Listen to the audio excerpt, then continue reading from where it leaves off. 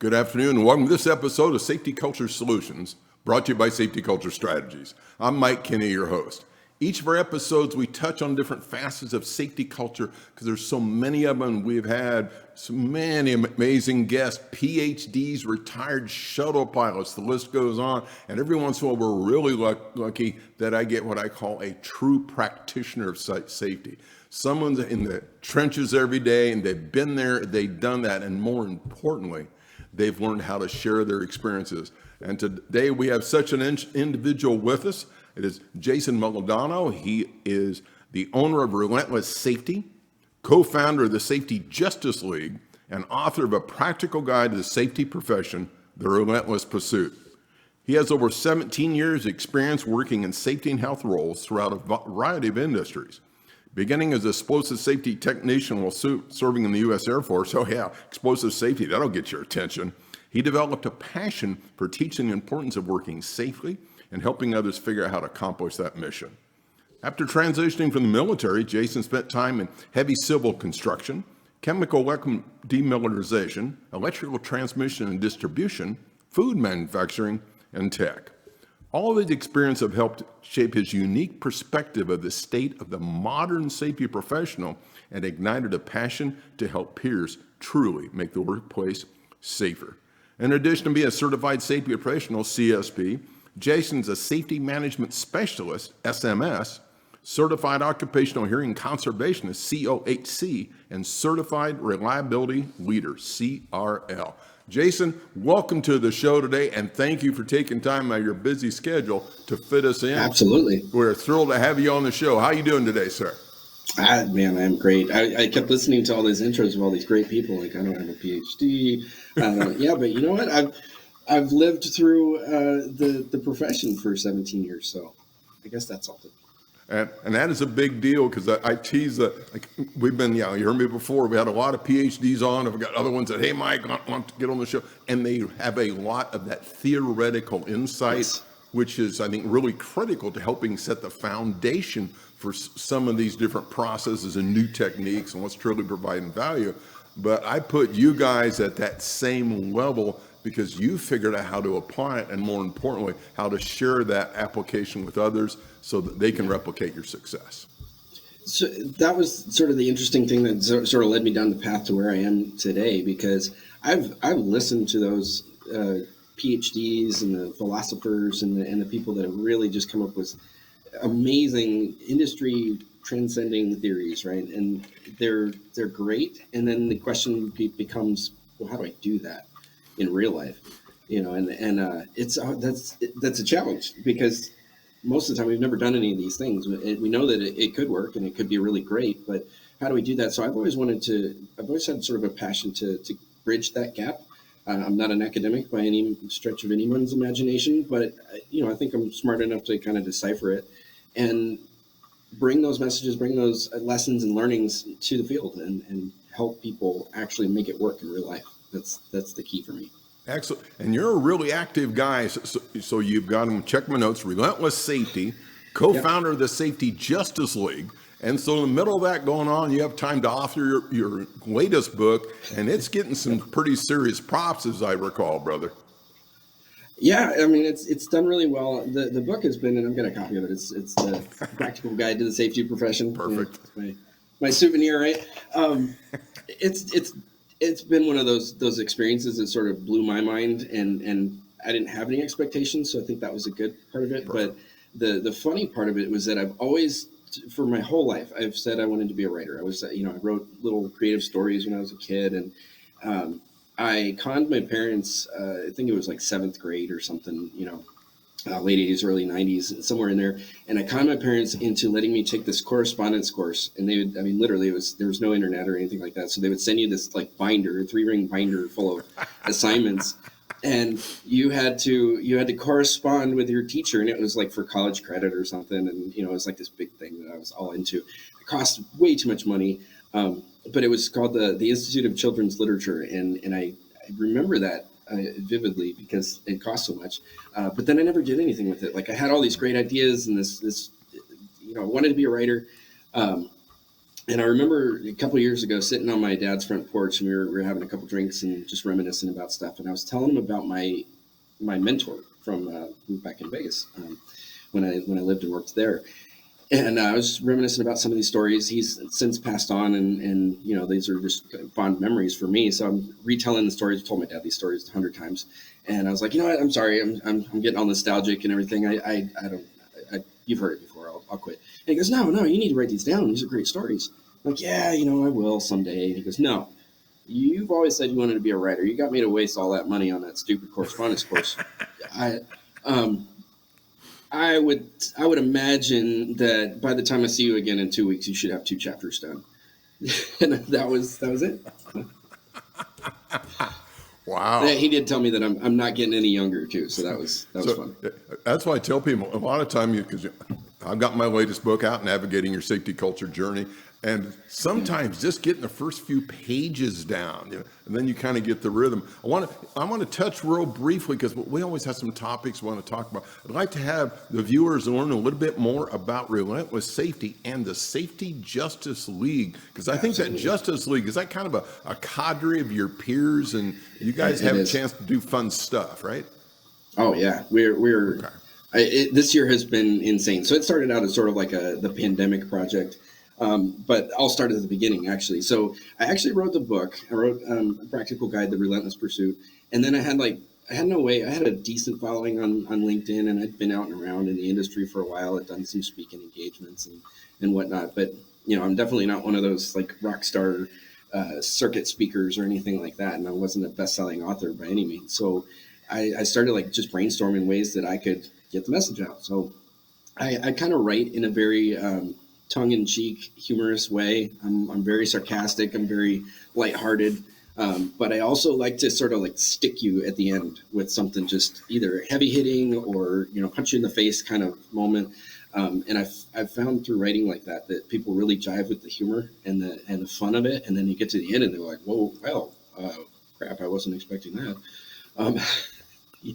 So that's sort of my method. So I figured, I'll take that style, which is the way I wrote the book, and I'll just put it into a little blog post. And I started writing Relentless Safety blog posts, and they started getting a lot of traction, and people were really, really digging it and asking me for more, suggesting topics. And, within that first year, I think I wrote 100 articles. Beautiful. Which was, it was insane. Definitely not that fast anymore. I'm at like 5 this year, but I just had all this information, all this stuff that I wanted to get out, and these ideas and everything. And that really became the introduction to the Justice League.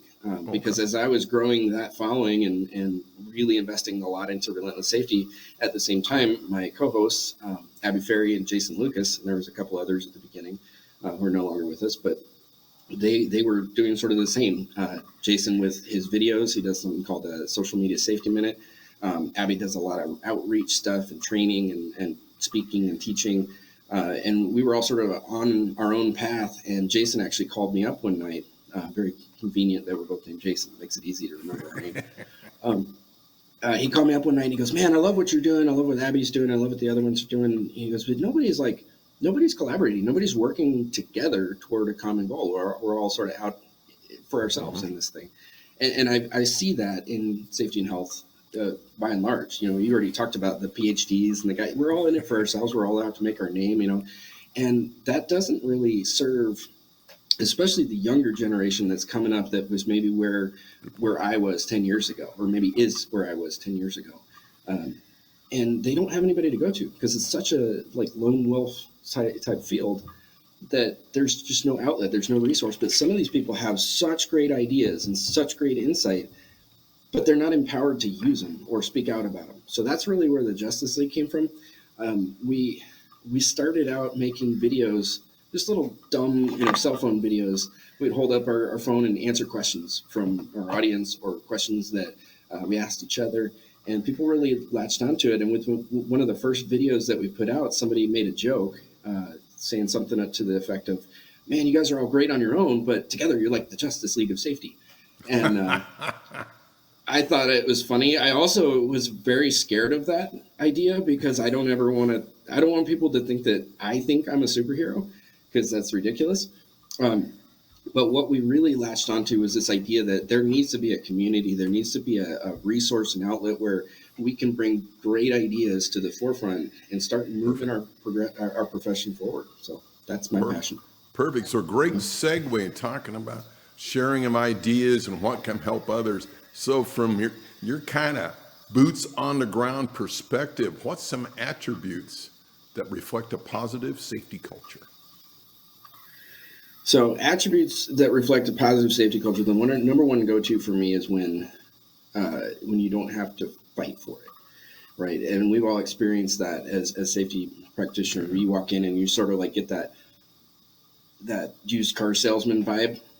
People run away from you. So you know where I'm going now. But I got you. When the most successful environments, and I do have a day job. I don't talk about it. I keep that hush hush just because of all the public stuff that I do. But when I'm out on site, my main goal is to go figure out what you're doing today, how you're doing that. Like what's your task? Because we're all task oriented. We're not necessarily risk oriented. What are you doing today, and what makes that job annoying? That's my main goal. Is figure out like why doesn't the machine work the way that it's supposed to, or why are you low? Scrambling because maybe there's a lack of personnel or not enough personnel. Any number of things. Maybe it's personal fatigue. Maybe it's maintenance issue. Maybe it's a leadership issue. Maybe it's just a perception that there's a leadership issue. There's all kinds of stuff that you can get into. But if we figure out what makes work annoying, and people, and this is what I meant by not having to fight for it, if people are willing to bring those things to you without being prompted, that's when you have a great safety culture. Perfect. So peeling that onion back a little further, if there was one skill for a leader, that be that president, the program manager, what's one skill they really need to make sure they are able to apply in support of a positive safety culture? Okay, so I'm going to go a little bit obscure on this one because I think most leaders, I do have a lot of respect for leaders and executives. I think most of them are there for, at least for some good reason. They may not be the best.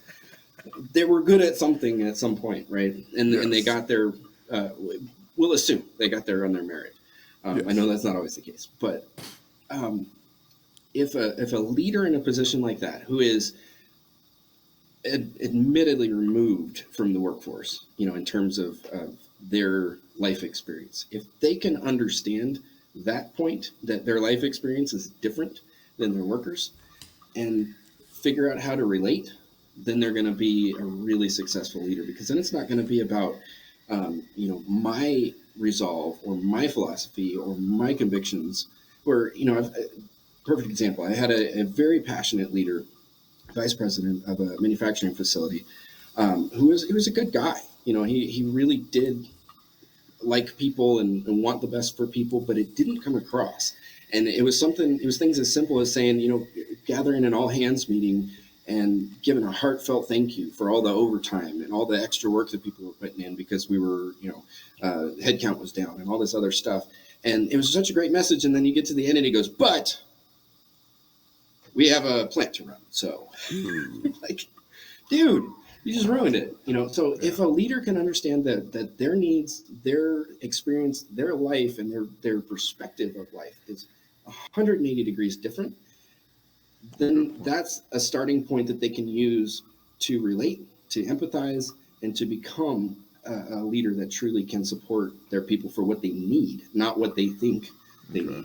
So to pull that string just a little bit more, Jace, when you're saying a different life experience, in essence, due to that difference in life experience, they're probably viewing the situation a little differently than maybe that task level worker does? Yeah, and back to that same example with that really passionate leader that I was talking about, he like I said, he really believed that he was thinking and doing and acting in people's best interest, and monetarily he was. So what was interesting about the dynamic is that my office was right next to the floor. So people would just come and chill, come and hang out. Hey, what's going on? Yeah. So we would hear all kinds of stuff, when they had the safety department down there, we would just hear stuff. And I like to channel that stuff back up, right? It's good feedback. We had an issue one time where it was an attendance issue. It wasn't even a safety issue. And people were really riled up about it. They thought they had been done wrong. There was a policy change about points and all this stuff. Yep. And so they were coming in our office every day just pissed off. And, I can't believe they're doing it. And meanwhile, I'm sitting there, I'm one of the senior managers. So I'm like, I'm feeling kind of guilty that I'm even listening to this, right? And I'm like, no, that's not the intent. That's not what people are thinking. Of course, they don't care from me. I'm a safety guy. So I went up and I relayed this information to him. Hey, the people are pissed off about your policy change on attendance. And his answer wasn't, oh, well, that's good feedback. It was, oh, that's crap. That's not right. It's perfect. And I'm like, man, to you, I understand where you came from, and I understand that it was a good decision from a business perspective. They don't, and that was the end. So, well, we're far from the end. We're going to take a brief break. We will be right back. Don't go away.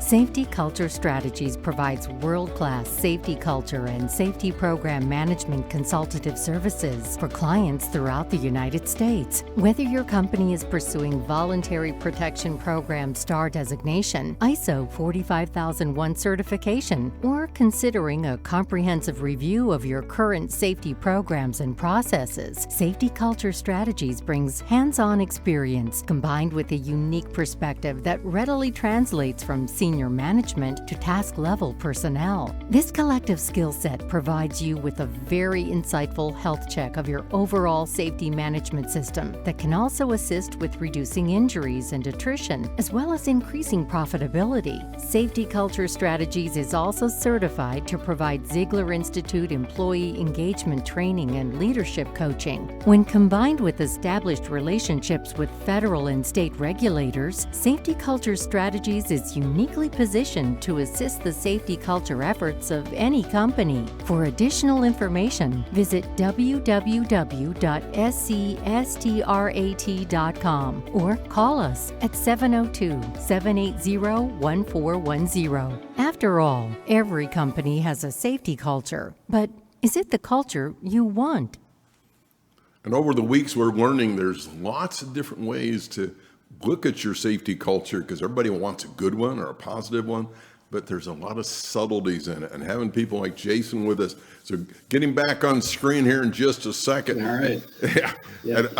And one of the areas that we have a lot of commonality in, I think we've chatted via LinkedIn, is I think you might have triggered one of the discussions, man. Somebody had the big sign up behind him, 7 years without a lost workday injury, right?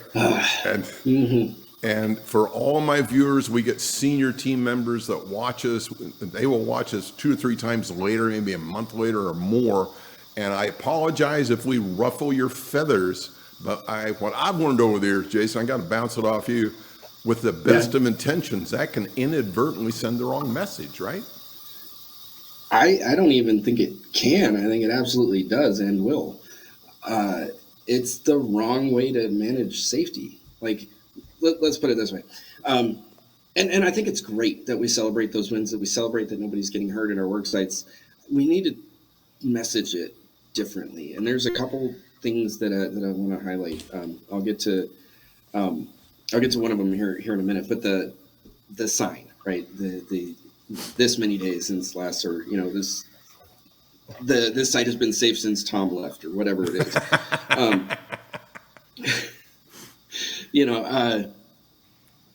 It focuses on the wrong thing. No other element of business focuses on such a finite detail, such a finite outcome.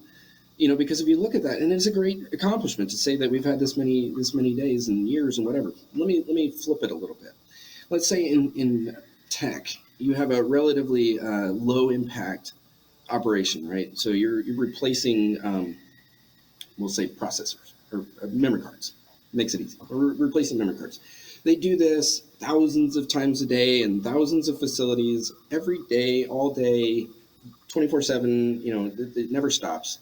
Data is constantly going, right? And this activity of replacing these motherboards or memory chips, it happens. It's a constant routine thing that happens all the time.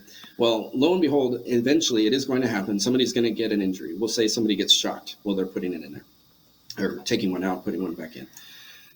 The response from leadership is going to be completely disproportionate. It's going to be completely disproportionate from the actual gravity of that injury. even if, and I'm going to ruffle some feathers here, even if that injury was a fatality, and here's why, because it is so statistically insignificant based on how much that happens every time. Now, this is a completely callous way of looking at it, I get it, but to put any kind of effort or emphasis on the fact that there was or wasn't an injury completely disregards all of the work that's gone into that result, that outcome. So it's not that we were safe because we didn't get injured. It's safe because we did a hell of a good job. We have technicians that know what they're doing. They do it day in, day out, 24/7.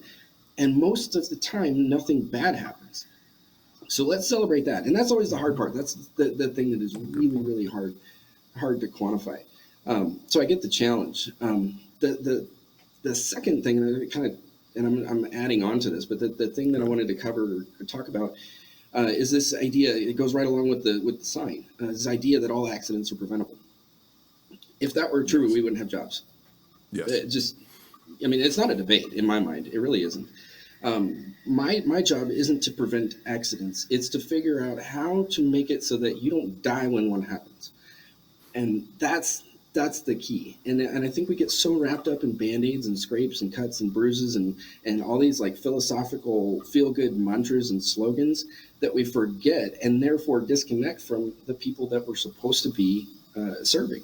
So here's my point. If you tell a worker all accidents are preventable and they don't believe it, you just wasted your breath. And even if one person doesn't believe it, it's not worth talking about because it doesn't serve any real forward progress in getting our workers home safely. And it's consistent discussions we had with other guests, Jason.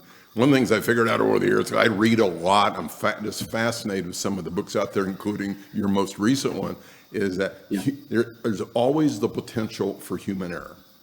Driving to the studio today, and I turned right instead of left because I wasn't paying attention, right? So to me, so systems and that management team, you have to have processes that accommodate that potential for human error, including how you respond when the error is actually realized.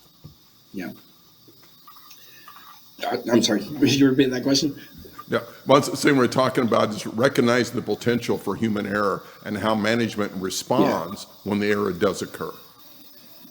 Yeah, it's well intentioned. I think they respond because this is what I teach people, executives actually. And my next book is going to be aimed at executives. Cool. And how do you support a safety culture that you want? How do you grow it? How do you nurture it? How do you do those things? Because they have been trained by us. So this is our bad on a safety professional. They have been trained by us to think that recordables are bad and lost time incident rates that are too high over this number somehow for some reason bad. They've been trained to think that non-compliance with an audit finding or an audit item is quote unquote bad, when in actuality those are the things that we're like. What would be bad is if you don't do anything with it. And that's where we end up getting stuck. We end up getting stuck so much on, we scored an 85 instead of a 95 that we don't ever do anything with the things we found. So it becomes about the score rather than, so back to your question about human error. It's amazing to me that any leader in any capacity, and we're human, so it's understandable, but it's also not. And this is what I mean. Like if somebody gets hurt and your first reaction is, oh my God, how could you be so stupid? Then you really haven't learned that empathy. You haven't learned how to put yourself in that person's shoes and perspective, like I was saying earlier. But the thing that is just baffling to me is that, like, if you have little kids, and my kids are a little older now, but when they were toddlers, it was expected that they're going to fall down, bang their head. I'm going to smash their head into the doorway as I'm walking through trying to give them a bath or drop them or whatever. It's a great parent. I'm just kidding. But what do you tell a little kid when that happens? Hey, you're okay. Just shake it off. You'll be all right. Come on, get back up. When you go to work, somehow now all of a sudden we're supposed to be in this padded room where nothing bad ever happens, nothing unexpected ever takes place, and we're supposed to be these perfect humans that focus 100% of the time. That's, this is going off on a different tangent, but when I hear somebody going, oh yeah, they're just getting complacent, it's like, yeah, and we get complacent. We're humans. what did you do to box them back in, or put them back on the right track, because that's where the money is. Like, if you can figure out how to battle complacency and still have a good result, Yeah. then you're doing a good job. But we get so hung up on, well, that guy did something stupid. Yeah, we all do. So I hope I answered your question. You're right on target. So before we get towards the end of the show, and I told the production team in advance, okay, I says, we're going to have Jason on today, and I guarantee the 30 minutes it's going to go, and it'll be over with. And so we're about there. So we're going to do this again. Yeah. We're going to do it Anytime. again at some point. So and you mentioned it earlier on, I'd like to expand on, if you would, as you look back in your career, who was someone you kind of really reflect on as a mentor, or somebody that really assisted you with your trajectory and helped you achieve where you're at today? So the book is dedicated to a guy by the name of Nick. Nick was a nickname of his, so I'm not divulging anything too secret. But it was such an interesting dynamic, and I'm so blessed to have known him. I don't think many people would have had the same kind of relationship that he and I did. I think he rubbed a lot of people wrong, to be quite honest. But he was he was an older gentleman when I met him in 2008, somewhere in there. So I had just gotten out of the Air Force, working my first construction job with a big civil construction, really big company. And he came, he had bought a house. He was getting ready to retire. He was like 69 years old at the time, and he'd gotten ready to retire and bought a house in Vegas. So he wanted to do one last hurrah, and we were working in Vegas on this project. And he came out and took over as our manager. The cool thing about Nick was that every example, every analogy, everything that came out of his mouth basically was about an airplane, because he was a pilot and he just loved being in the sky. So he had some very, very polarized opinions about, even things about like safety being a value versus a priority. He had really, really, really strong opinions about stuff like that. And that helped shape my career, my thinking a little bit. But what really empowered me was two things. He told me that pretty early on, he told me that he thought I would be better than he ever had been, which was insane to hear from a leader, a mentor. But that I wasn't there yet, and I needed to keep working. So that was good. And then he gave me the license to question and ask and disagree. And that was huge. Like there was many times where he and I would be yelling and screaming and cussing at each other because we disagreed so passionately about something. But at the end of the day, somebody had to, we had to get to an agreement and go forward. And that was just, it was a really great look at leadership. I've never experienced anybody quite like that since. But if I can, in my experience and for the people that I lead, be somewhat close to the way he was, then I'll leave the workforce a better place. So. And I like that message. Safety is a value, not as a priority. Okay, before we sign off today, you just got done. You mentioned you've been a keynote speaker before. You're very talented on stage, and lots of great feedback on how you go about business and sharing your message. So you got done. The balloons are going up. There's confetti. They're chanting your name and cheering. And so you're a humble guy, so we'll go ahead and pump it up for you. So as you go to walk off stage, what's 2 or 3 things you hope they write down in their notebooks and take back to their companies to help their safety culture continue to enhance?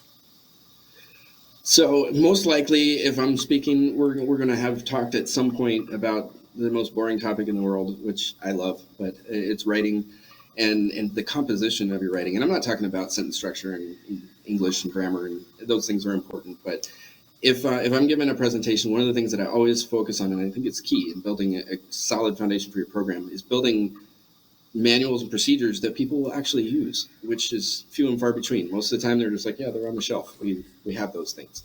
Nobody knows what's in them. So the first thing that I would want people to take away is that you can always remove something, and you can always get better. Those 2 things. You can always take something out, and you can always make it better. And if you approach life like that, even outside of writing, you're gonna have a great life.